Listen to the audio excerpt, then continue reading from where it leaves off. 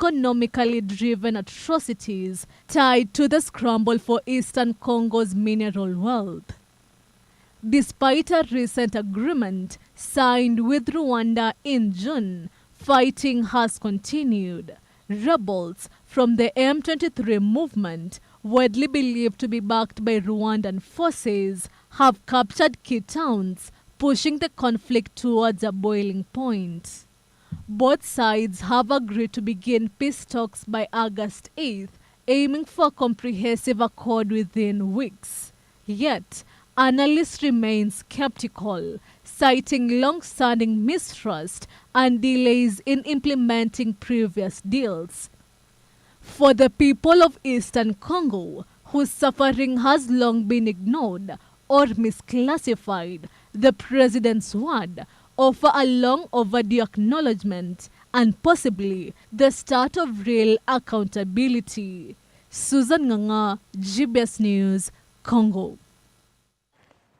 We'll keep you more updated on that story as it develops. Now we shift the focus to what is happening in Nigeria, where Nigeria's healthcare sector, public hospital nurses, have suspended their warning strike after reaching a key agreement with the federal government. The walkout was driven by demands for better pay, safer working conditions, and increased staffing. While services are now set to resume, the deal highlights deeper issues still facing the country's fragile health system. Here's more from Elvis Moyodi. I'm in very serious pain. Nobody to attend to me. Nigerian nurses have called off their warning strike following an agreement with the government. The strike, which began on July 30th, was aimed at securing higher, better working conditions and increased staffing in public hospitals. From top to bottom, all services are to be shut down. No exemption. We have suffered enough. We have suffered a lot. People are sick. And this is the same health sector that will take care. It's like we are taking care of people, but honestly, we are heroes unsung. Nobody wants to reckon with what nurses are going through. So we are grossly understaffed. The shortage is enormous and is telling on generality of the nurses. The National Association of Nigerian Nurses and Midwives confirmed the suspension in a statement, saying the government had responded to their demands with clear timelines for action. We've discussed with our colleagues in the Nigerian Nurses and Midwives Association and we addressed the issues that they had raised, and we're very pleased that they have agreed to call off the strike, to put the Nigerian patient at the center of our attention. And we thank the President, President Bola Ahmed Tinubu GCFR, for his leadership. And we encourage all health workers to adopt the same pro-social collaborative approach, to lean in, to iron out very long-standing issues. Some of the issues that have been raised have been on the table for many years. But we're glad that we've made significant progress and that the transformation of Nigerian health sector will continue. So we appreciate all the leadership of the unions for their understanding as well. The decision came after a key meeting with officials from the Ministry of Health and Labor, preventing a threatened indefinite strike.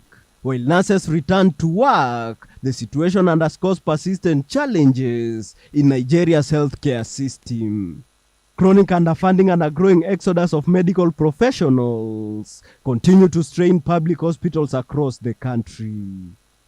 Elvin Muyodi, GBS News. Thank you, Elvin Muyodi, for that stellar report. Now shift the focus to what's happening in Gaza. When asked about the evidence of genocide in Gaza, former President Donald Trump acknowledged that there is a real starvation occurring in the territory. He stated, and I quote, "I see it and you can't fake that," in response to images and reports of malnutrition and hunger among Palestinians in Gaza. However, Trump stops short of directly addressing or endorsing claims of genocide. Instead, he focused on the need for increased U.S. aid and indicated support for Israel to oversee the distribution in the region. Trump reiterated assertions disputed by humanitarian organizations that Hamas diverts aid intended for civilians, but he maintained that Israel will do a good job if it presided over food distribution centers. Despite mounting accusation from some human rights groups and members of Congress, Trump did not directly confront the question of documented evidence for genocide, but instead expressed concern about the humanitarian crisis while avoiding criticism of Israel's policy or using the term genocide himself. In the backdrop, some of Trump's political allies have labeled the situation as genocide, but Trump himself has not adopted that language when pressed for a response. Let's take a listen to what he had to say. Only we want the people fed. And we're the only country that's really doing that. We're putting up money to get the people fed. And Steve Witkoff is doing a great job. And we want Israel to get them fed. We're giving some pretty big contributions, basically to purchase food so the people can be fed. We don't want people going hungry, and we don't want people to starve. And there's some bad things happening. Do you see evidence of a genocide in Gaza? I don't think it's sad. Look, they're in a war.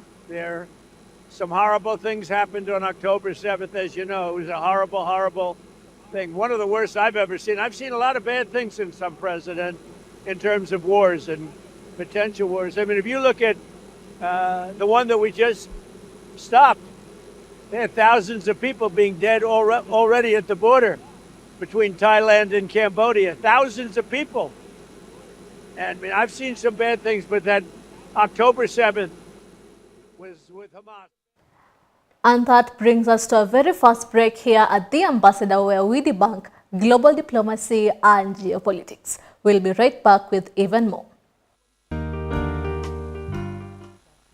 So today's topic is Rising Stars, young people who create, influence, and inspire. So on an honest note, creating is hard work.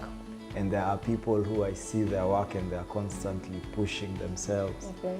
Like wanajipush, kujipush, like they're putting creativity up top over there. I think no one also prepares you for the fact that the better you become. Networking is also very good. You see, there are people who have passion for, you know, videography, creating videos, editing. There are people passionate about that.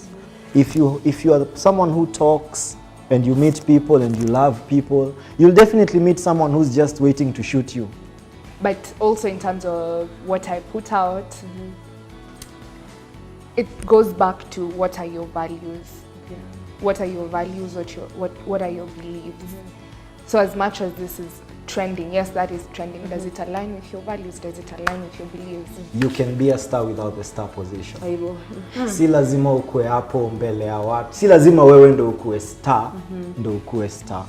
Hata ukiwa hapa chini, wewe bado ni star. And as she has said, discipline is a big thing.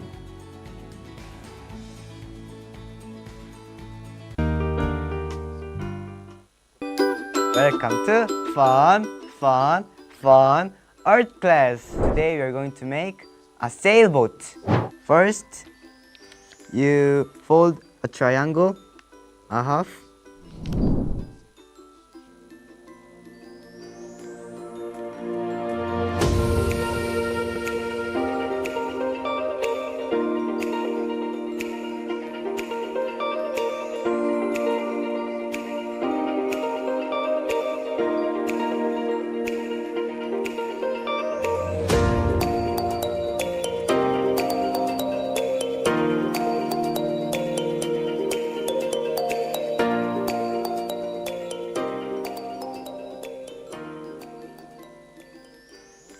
Friends, today we made a sailboat.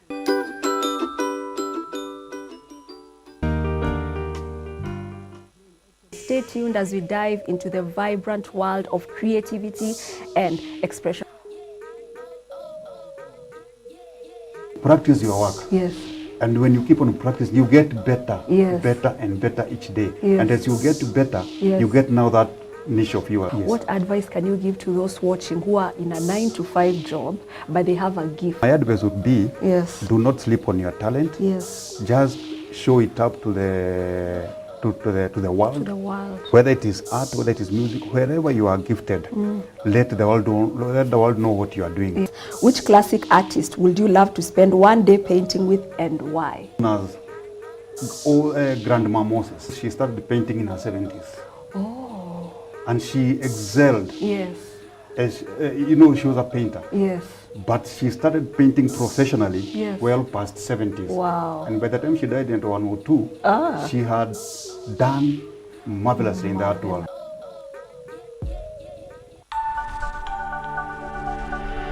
Everywhere, GBS.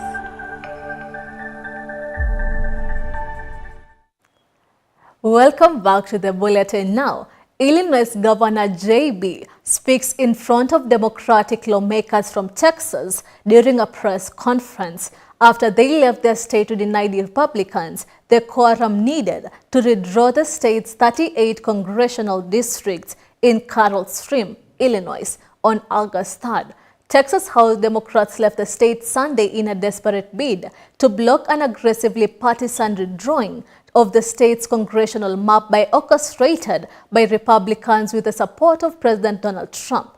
The last-ditch attempt adds kerosene to an already smoldering political battle in the Lone Star state that has significant repercussion in Washington, where House Republicans enter a challenging midterm landscape with a razor-thin majority. To come here today, we did not make a decision lightly. But we come here today with absolute moral clarity that this is absolutely the right thing to do to protect the people of the state of Texas.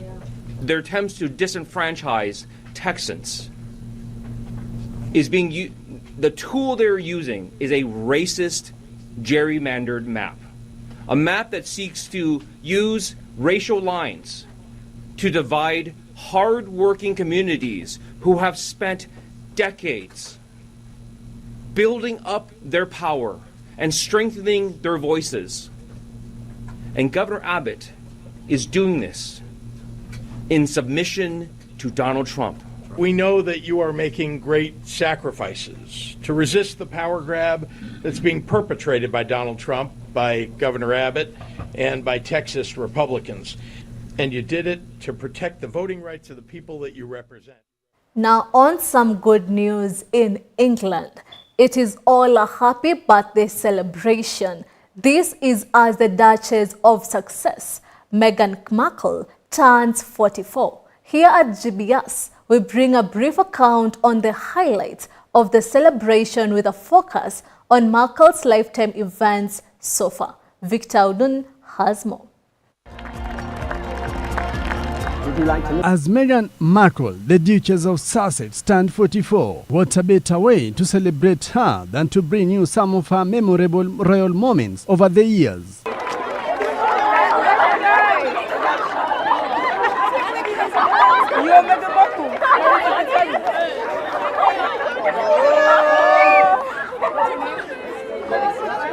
From a schoolboy wowed by the Duchess of Sussex, we even see Meghan playing with dogs as a new patron of Animal City. A very warm welcome to their Royal Highnesses, the Duke and Duchess of Sussex, to unveil, might not get it back, to cut the ribbon, and then, sir, we might get you to unveil the plaque for us. I'll keep the ribbon talk. Please, Premier, come in, have a look. This is a big day for all of us.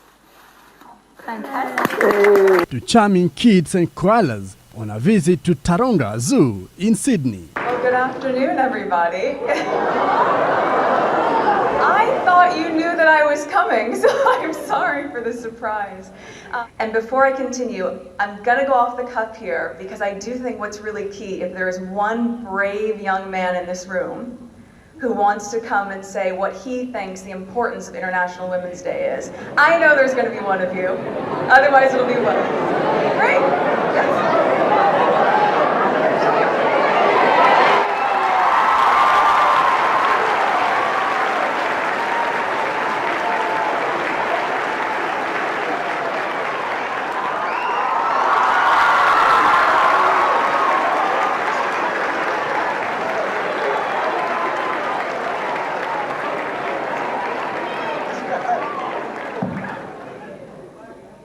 She really is beautiful, isn't it?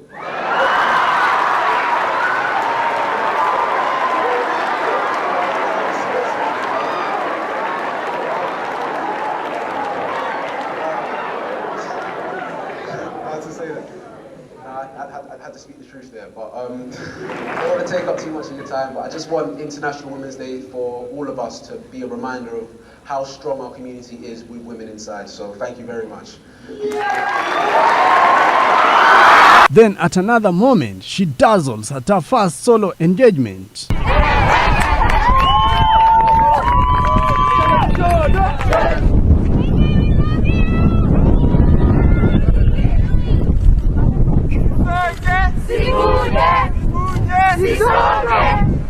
The Duchess of Sussex shows her dance moves in Cape Town with locals.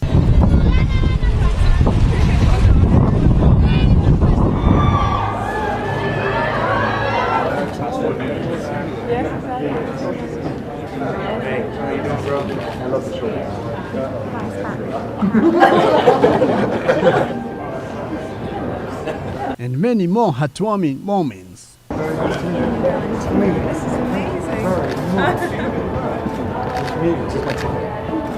The golden ticket.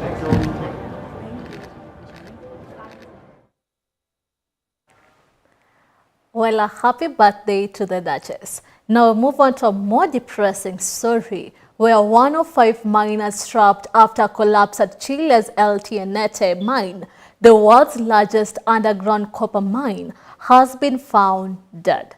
According to Chile's state-owned Codelco Mining Group, the collapse occurred on July 31st, 2025, following what was described as a seismic event. Though it remains unclear whether this was a natural tremor or related to a mining activity. Codelco's Vice President of Human Resources stated that identification of the victim will be handled by the prosecutor and public ministry, and that rescue efforts for the 4 remaining trapped workers will continue with full dedication. The company has informed the relevant authorities and has formed established protocols in communicating with the families, expressing commitment to ongoing rescue operation and support for those affected by this tragedy. Families continue to receive updates, and the company emphasizes its commitment not to rest until rescue activities are complete, providing care and support to those impacted by the incident. Here's more on that. Hemos encontrado restos de una persona. Las labores de identificación estarán a cargo del fiscal y el Ministerio Público, que han determinado personas que se encuentran en el sector. Le hemos avisado a las autoridades, no obstante, hemos partido según el protocolo con la familia. Una cosa a la cual nos volvimos a comprometer es que no vamos a descansar y vamos a mantener la energía en seguir con las actividades de rescate. Las familias van a seguir siendo informadas, como lo hemos hecho hasta ahora, y con todo el apoyo, el cariño y el cuidado que se merecen con esta triste noticia. At least 100,000 people marched across the Sydney Harbour Bridge on Sunday as part of a growing global call for a ceasefire in Gaza. It was double the estimated turnout and described by the New South Wales Police as the largest protest to descend on the city in memory. Organizers estimated up to 300,000 people participated in the walk. The massive column of rain-soaked marchers snaked their way across the entire 1.2 kilometers length of the bridge. Police temporarily ordered a halt over fears of a crowd crash because of the huge number of people taking part, as Davis Karani now reports in what's happening.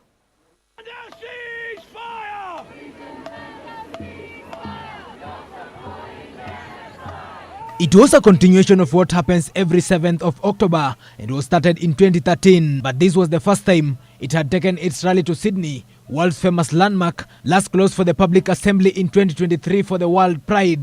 Hey, it's the greatest injustice in the world. Babies are being killed. For what? Because they were inefficient, they couldn't protect their borders. That's why they are punishing the whole world now, especially the Palestinians. Go Palestinians, we are with you. I've had a lot of medical issues over the last couple of years, including mobility. And in Australia, I've had the human right and the privilege to have good medical care. The people in Palestine are having their hospitals bombed. They're being denied a basic right of medical care.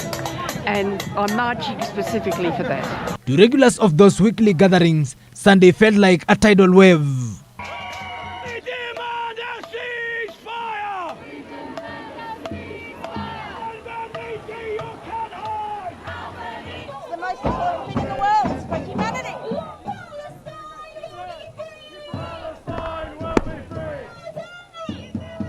Police orders were delivered to the masses via periodic text messages as helicopters circled overhead.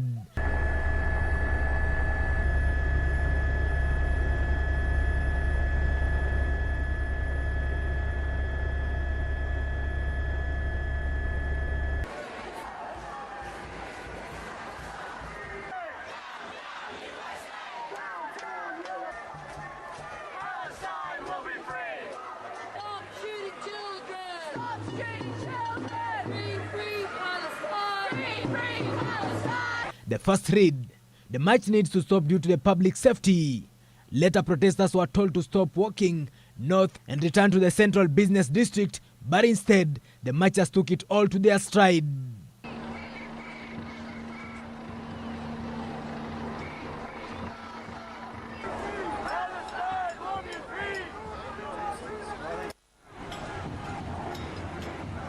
You'd be surprised at how many people are Republicans. That's what I wouldn't have known, but I'm glad you told me that. If Sydney Sweeney is a registered Republican, I think her ad is fantastic. Okay. The tour is summiting the bridge's 1,332 steps, waved down from its Steel Act peak, witnesses to an unfolding moment in history that State's Premier Chris Minns had tried to stop.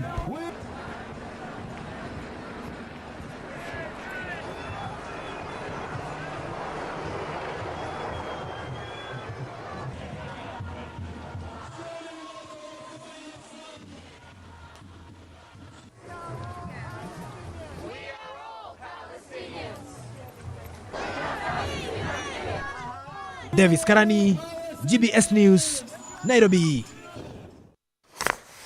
And that's all for today. With me, Ambassador Susan Nganga on The Ambassador. Follow all of our stories at GBS TV Africa. It's updated throughout the day as we debunk global diplomacy and geopolitics. Thank you for your time and company. Have a good afternoon.